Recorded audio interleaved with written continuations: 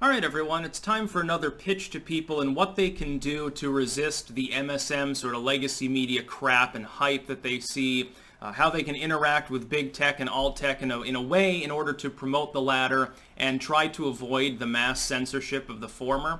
Because right now we're in a transitory phase where the internet has become more mature and there are two warring parties essentially, and the MSM is part of this, and the legacy versus new media I would say is basically tied at the hip to that larger struggle between sites that want to do what traditionally has been done and platform users, basically remove things that are just spammy or against the law and leave everything else alone, provide a true user experience.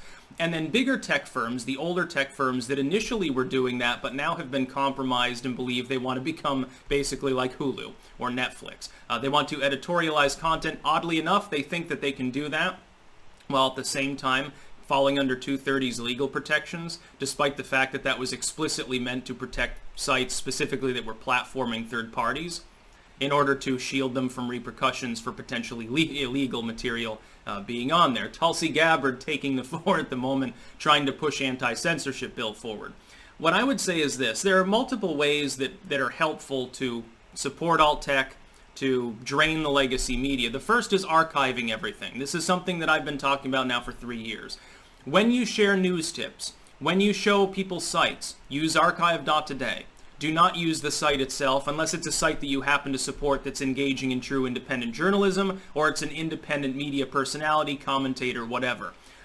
Also, it's protective. What you see sometimes is that the legacy media will write an article and then later on they'll silently edit it. But if you've already archived it, you can literally show the editing difference by resaving the page after it's been edited. This has happened a half a dozen friggin' times over the last year that people have shown me this happening, and it's almost always newsworthy because it's usually because they've published something, they get smacked in the face, they get a lot of backlash, and so they change it. Like that, what was it, the BBC, I believe, or the Guardian, actually, I believe it was. This was only like last month that they had done an article where they talked about how there were redeeming qualities, basically, to child slavery. Like, oh yeah, I learned, life skills by being essentially like 7, 8 years old and having to work in the mine, basically. Human trafficking can cause this positive effect on your life, and it was really, really optically a fail, and everyone hated it, and so they edited it. They said, well, it's exploitation, but they didn't edit it very well. It's sort of a cop-out, but this happens. Another thing is use demainstream YouTube and similar alternatives on sites. For instance, if you're not using demainstream YouTube, which is available, I believe, for every device, what this will do is it will remove all of the results from the legacy media, and you can pick and choose. Like, if you have, like, a guilty pleasure, like, you're like, oh, well, I still kind of like Tucker, so I'll greenlight Fox, then you'll just see nothing but Fox News, probably, in the related videos. It'll take them out of search and related in order to unclutter YouTube from all the priority creators, and you can go through and add anything you want, I think, to this, and will allow you to see just the independent commentary. It's very helpful to people like us who make the commentary. It's certainly helpful in depriving some views from mainline news, because what YouTube has done is begun to openly brag that in the sense of politics and current events, anything news related, they actively demote everything that's not a priority creator. They have begun to actively shadow ban everyone that's like me on the platform. This is hitting people on the left too. Just so you're aware, this is definitively hitting leftists at the same time. There are many channels in decline on YouTube right now that are making the same great content they were always making with the same great content standards, and yet they're being abused, if not outright purged off the platform. I would say use ad blocker. Internet-wide. It's available no matter what device you're using. Yes, there is ad blocker capable of being loaded onto your Android device. Don't ask me how to do it, but, little birdie told me, someone more tech literate that's living in the current decade as opposed to the Vista era. You can do that. You should definitely, if you're using a desktop, AdBlock Plus is a major go-to. NoScript is great. uBlock Origin. Ghostery used to be great, but then cucked itself, so I no longer recommend them. You can do all these things. Make sure, at the same time, to use alt tech. And don't just use it. The thing is, you can't just do all of this stuff yourself and expect a significant result. You're one person. If I use ad blocking software, it's a negligible impact on the income of the lamestream media or of any other site that I happen to be using. If I archive a news link, share it out to people, It's a few hundred less clicks that they get. It's good, but it's really only a small impact. But if I can convince my whole audience to use archive.today, I can deprive them of millions of clicks potentially over the course of a few news stories. If I can convince a few thousand people to use BitChute, to use Odyssey, to use Rumble, get on Dailymotion that's not even alt-tech for Christ's sake, to use a site like Subscribestar, which erroneously I believed was Russia-based, they're actually based in Wyoming. I did not know that.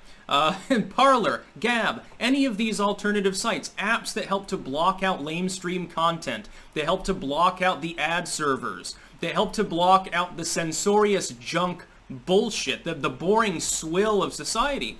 If you can convince a portion of your audience to do that, and really it becomes very, very smooth and effortless. Some people are like, well, it'd be so hard. I have to set up a new channel. I have to set up the Subscribestar thing. It's like Patreon. You can do it in an afternoon.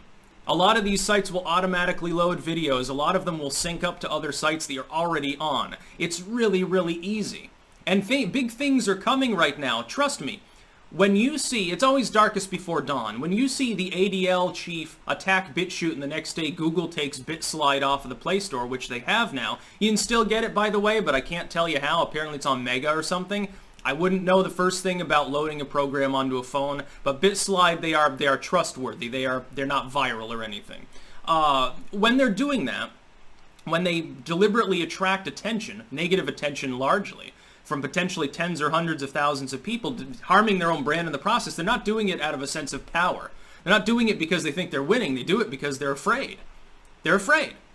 The independent media makes the MSM afraid. They're losing money. They're cutting editorial staff. They're cutting people in the boardroom. They're cutting the salaries of journalists all the time. We make the craptivists afraid because we keep speaking out. They say, whoa, we keep twisting the knife and they keep speaking out. I'm going to be doing a video today on the rise of the deplorables. The MSM's starting to notice, hey, the Trump thing's not going away. We thought that we could make it go away and stuff. Instead, it's just more fervent than ever.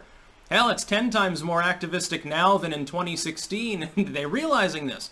And they're afraid, which is why they keep making hit pieces about how we're going to fight Trumpism and stuff like that. It's like, yeah, fight the MAGA populists and see what comes instead. Yeah, probably the ethno-nats or something. Yeah, fucking good luck. You're really serving the Republic. Really protecting democracy there by calling everyone with a red hat a Nazi. Really going to work. Great things ahead. The independent media is winning. Hell, even with the shadow banning, at least most channels are able to break even. Meanwhile, people keep flooding onto alt-tech. That's the other thing. Pressure creators with large audiences to not only have a BitChute, an Odyssey channel, a Gab page or something, but to promote it actively. Every single day, I now promote the fact that I'm on alt-tech on my first YouTube video. I'm doing that in part defensively. I'm not getting any traction on my YouTube content. It's not because I suck. I've got traction everywhere else. Everything else is still on the rise. I'm shadow banned. Why wouldn't I? And people that prepare early to larger creators, and I keep saying this and being paid little heed. Dave Cullen understands and acknowledges the basic idea. Malnud did, and he's got banned, and then now he's recouping his audience on BitChute and other platforms.